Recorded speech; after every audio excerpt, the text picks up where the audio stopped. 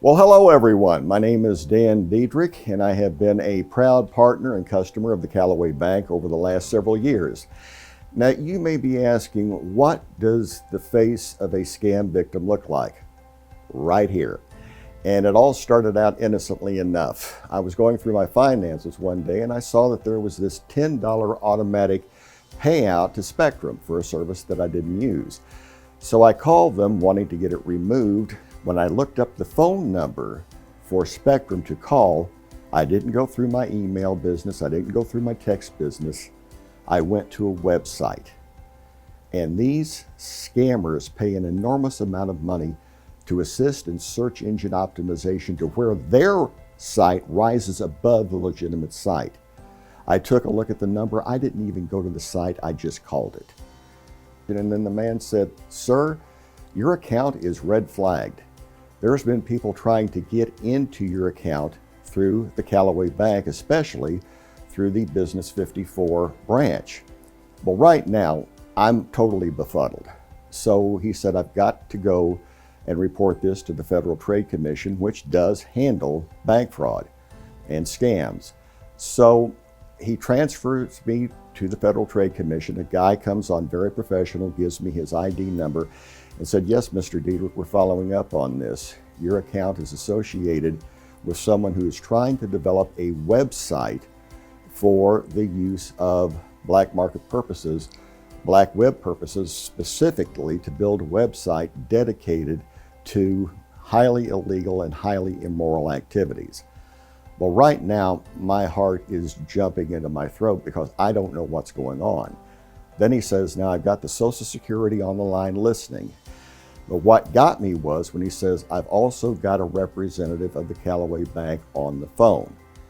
And he said, "I know that the CEO there is Kim Barnes, and I think he has authorized it." So this representative of Callaway Bank, a legitimate name of a Callaway Bank employee, gets on the line, and we started having a conversation.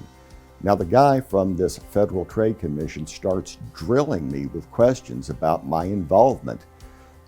And of course, I'm panicking now, saying I don't want anything to do with that. And then he says, "Sir, your account is also highly at risk.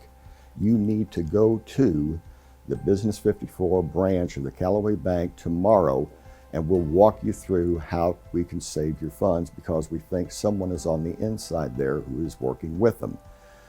So we get to the bank. He's still on the phone in my pocket, and he has instructed me to go in and take out a certain amount to be used then for the purposes of saving that money.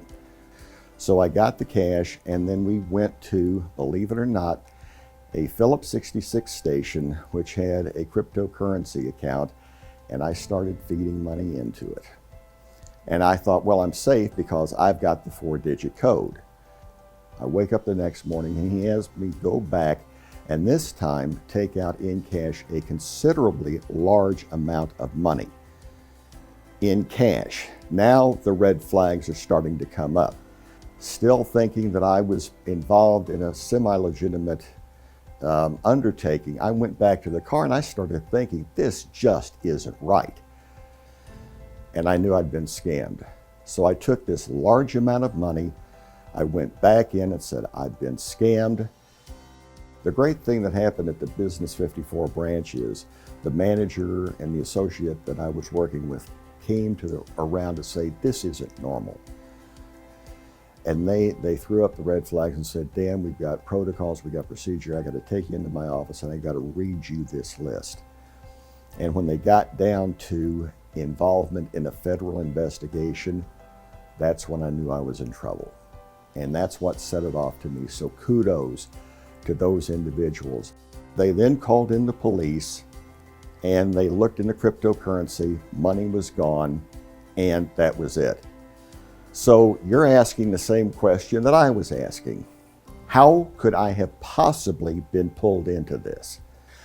Well, unfortunately, we live in a day and age where this scamming thing is just exploding. These people are international in scope. They've got any number of websites out there. They're very sophisticated, and through trial and error, they know exactly what it is they're doing.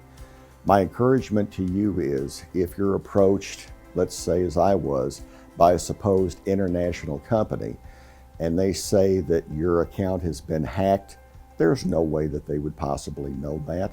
So don't fall for that. If they try to get you to a fake government agency like the Federal Trade Commission, the Federal Trade Commission isn't going to conduct the type of information that would be so-called in these situations.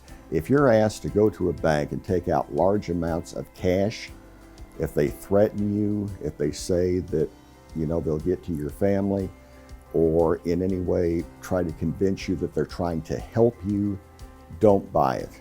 Don't even begin to buy it. They're after you. They have no conscience whatsoever. And especially if they encourage you then to put these funds into cryptocurrency or Bitcoin. That absolutely is a no-no. I understand in these types of situations, when you're approached by them, you're nervous, you're caught off guard, you're afraid, and you become extremely vulnerable to whatever it is they have to say to you. You just have to have a clear head. You have to think about what is happening here and said, is this common sense? Is it logical? With the group, the organizations, the federal agencies that I'm dealing with, would they really say this? And the chances are they won't. So keep your head about you at all times and simply think about what is in your best interest.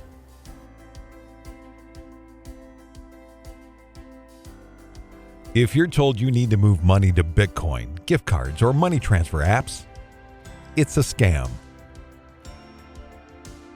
If someone is trying to convince you that it's urgent to send money right away, it's a scam.